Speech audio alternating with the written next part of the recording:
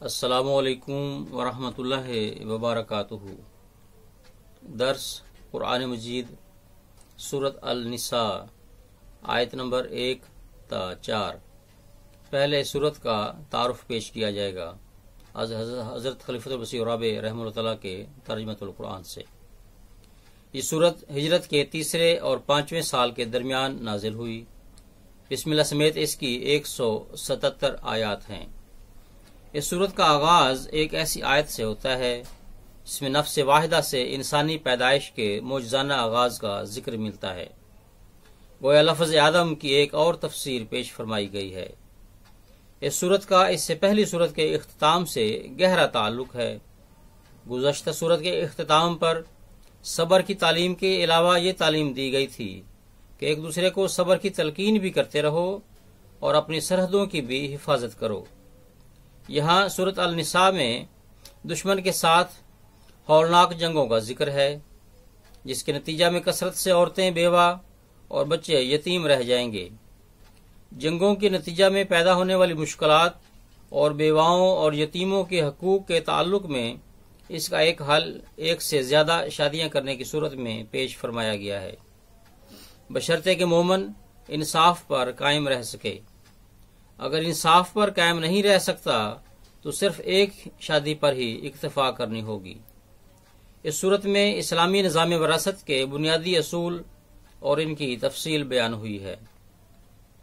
اسی صورت میں یہودیت اور عیسائیت کے باہمی رشتے کا ذکر اور حضرت عیسیٰ علیہ الصلوۃ والسلام کی بعثت کا ذکر اس طرح ملتا ہے کہ جب یہود نے اپنے سب عہدوں کو توڑ دیا اور سخت دل ہو گئے اور حضرت عیسیٰ علیہ الصلوۃ والسلام کو صلیب پر چڑھا کر مارنے کی کوشش کی، تو کس طرح اللہ تعالیٰ نے صلیب کے ذریعہ حضرت عیسیٰ علیہ الصلوۃ والسلام کو قتل کرنے کی ان کی کوشش کو ناکام و نامراد فرما دیا، اور حضرت عیسیٰ علیہ الصلوۃ والسلام کا ان تمام الزامات سے بری ہونا ثابت فرمایا جو آپ پر اور آپ کی پاک دامن والدہ پر یہود کی طرف سے لگائے گئے تھے۔ اس صورت میں حضرت عیسیٰ علیہ الصلوۃ والسلام کی ہجرت کا بھی ذکر ملتا ہے، اور یہ پیش گوئی مذکور ہے کہ اہل کتاب میں سے کوئی فریق بھی ایسا نہیں رہے گا جو حضرت عیسیٰ علیہ الصلوۃ والسلام کی صداقت اور آپ کی طبی وفات پر ایمان نہ لے آیا ہو۔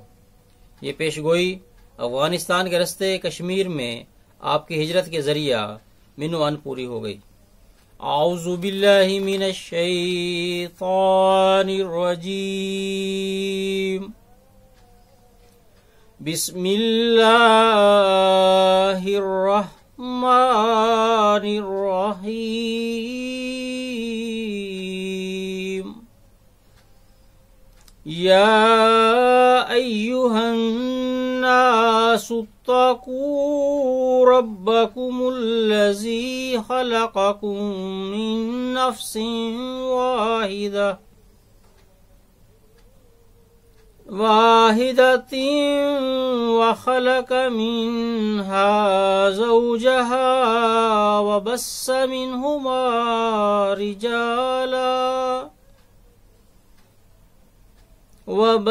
منهما رجالا كثيرا ونساء، واتقوا الله الذي تساءلون به والأرحام، إن الله كان عليكم رقيبا، وآتوا اليتامى أموالهم ولا تتبدلوا الخبيث بالطيب، ولا تأكلوا أموالهم إلى أموالكم، إنه كان حوبا كبيرا، وَإِن خِفْتُمْ أَلَّا تُقْسِطُوا فِي الْيَتَامَى فَانكِحُوا فانكحوا ما طاب لكم من النساء مثنى وثلاث ورباع فإن خفتم ألا تعدلوا فواحدة أو ما ملكت أيمانكم ذلك أدنى ألا تعولوا۔ اب ان آیات کا اردو ترجمہ پیش ہے۔ اللہ کے نام کے ساتھ جو بے انتہا رحم کرنے والا، بن مانگے دینے والا اور بار بار رحم کرنے والا ہے۔ اے لوگو، اپنے رب کا تقوی اختیار کرو، جس نے تمہیں ایک جان سے پیدا کیا اور اسی سے اس کا جوڑا بنایا، اور پھر ان دونوں میں سے مردوں اور عورتوں کو بکثرت پھیلا دیا۔ اور اللہ سے ڈرو، جس کے نام کے واسطے دے کر تم ایک دوسرے سے مانگتے ہو، اور رحموں کے تقاضوں کا بھی خیال رکھو، یقیناً اللہ تم پر نگران ہے۔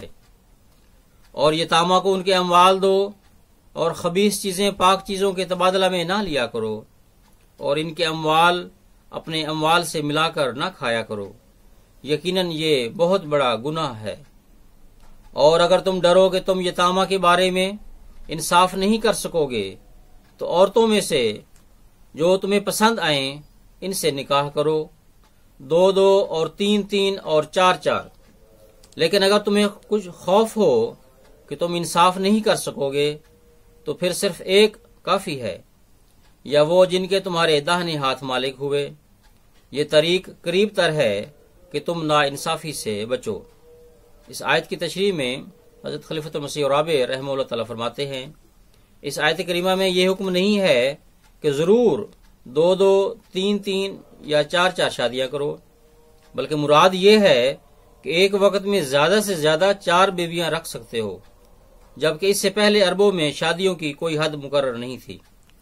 بس زیادہ شادیوں کی اجازت سے بڑھ کر یہ شادیوں پر پابندی قائم کرنے والی آیت ہے، اور خصوصاً ایسے حالات میں جبکہ جنگوں کی وجہ سے بہت سی قیدی عورتیں ہاتھ آتی ہیں، اور یتامہ کی کفالت کے لیے بھی ایک بیوی کافی نہیں ہو سکتی۔ اس لیے اس صورت میں ایک سے زیادہ شادی کی اجازت ہے، بشرطے کہ انصاف پر قائم رہ کر ایسا کیا جائے۔ اس آیت کے دونوں کناروں پر انصاف کی شرط کو اولیت دی گئی ہے۔ وہ لوگ جو اس بہانے کہ ایک سے زیادہ شادی کی اجازت ہے پہلی بیوی کو کال معلقہ چھوڑ دیتے ہیں، وہ ہرگز اسلامی حکم کی تعمیل نہیں کرتے، بلکہ نفسانی خواہش سے زیادہ شادی کرتے ہیں۔ حضرت خلیفۃ المسیح ثانی رضی اللہ تعالیٰ عنہ اس آیت کی تشریح میں فرماتے ہیں کہ یعنی یتیم عورتوں سے ایک سے زیادہ شادیاں کرنی اچھی نہیں، کیونکہ بے انصافی کا ڈر ہے۔ ہاں، ان کے سوا دوسری عورتوں سے 2 3 4 سے نکاح کر سکتے ہو، کیونکہ ان کے ولی ان کے حقوق کا مطالبہ کرنے والے موجود ہوتے ہیں۔ جزاکم اللہ احسن الجزا۔